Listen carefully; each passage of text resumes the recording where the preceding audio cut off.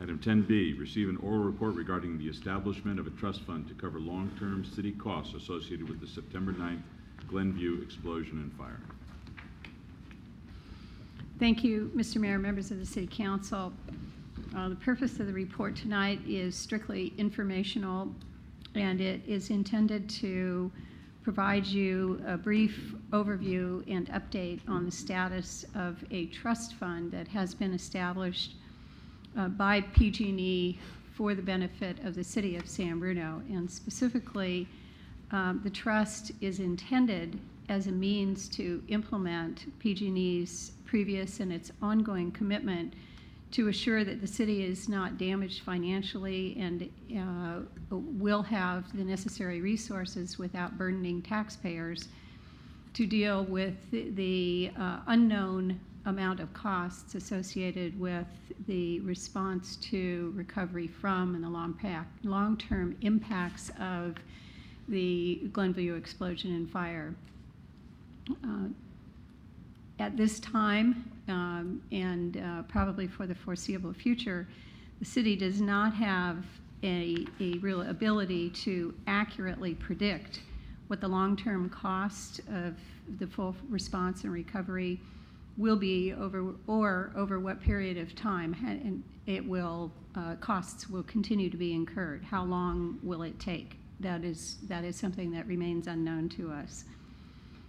So the trust is established with an initial deposit of $12 million. Again, those funds come directly from PG&E.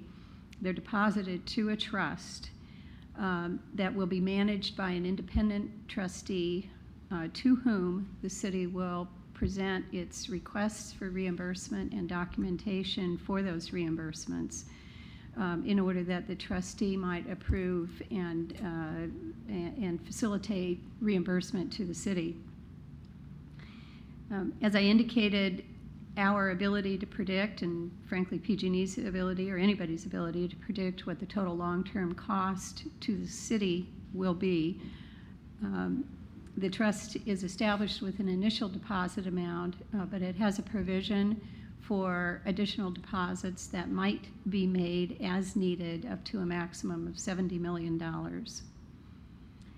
Trust funds may be used for a wide variety of necessary expenditures, and I'm going to just simply state those, mostly for public information purposes, directly out of the trust. Specifically, those funds may be used to be advanced or to reimburse the city for any unreimbursed or uninsured costs incurred or paid by the city in connection with the incident.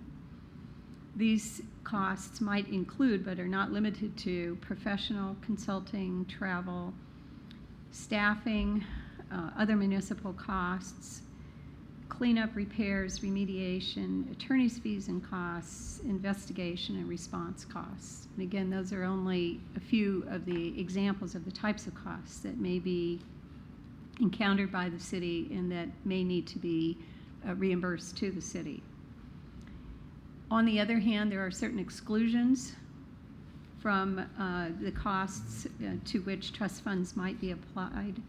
And specifically, the trust fund is not available to reimburse the city for costs incurred related to any lawsuit in which the city and PG&E are both parties, or for claims or judgments against the city related to the incident, and or from any claims or judgments against the city related to the city's activities in response or recovery from the incident.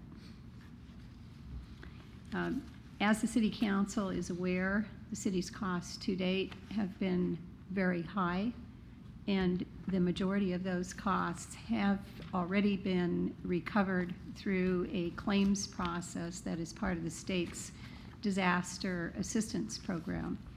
In this particular case, that reimbursement has occurred in a roundabout way, but via PG&E.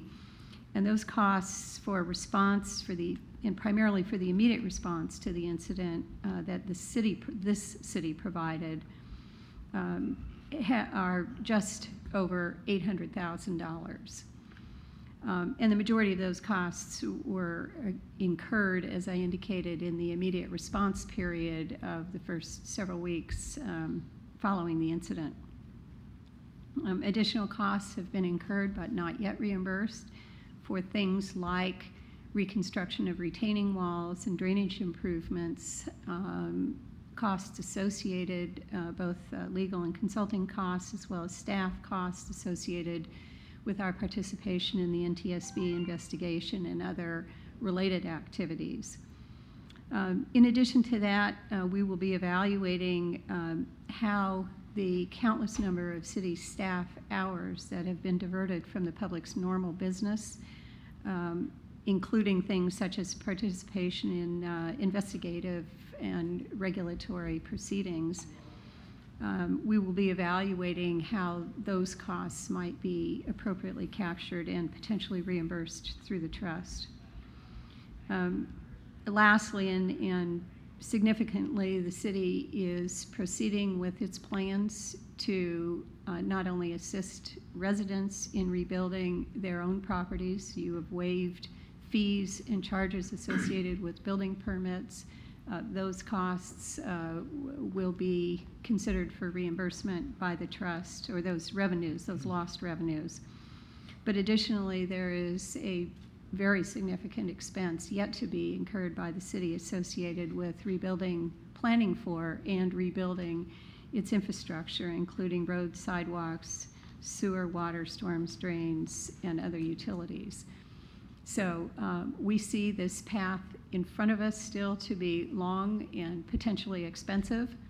Again, the purpose of this trust is to avoid impact to San Bruno ratepayers and taxpayers who are otherwise generally financially generally cover through their taxes and rates much of the city's activities. The trust fund is intended strictly for city-related costs, and as the city council is aware, PG&E has a variety of other initiatives and programs to fund claims and other expenses that are incurred by private property owners and others who have been impacted by the incident. Copies of the trust are available on your dais and on the table for members of the public. We anticipate that costs will be handled in a manner that is very consistent both with the claims process that has been undertaken to date as well as the city's normal expenditure procedures. With that, I'd be happy to take any questions or provide any additional information the council may wish. Good. Any questions of the city manager? All right, thank you for the information. From the audience.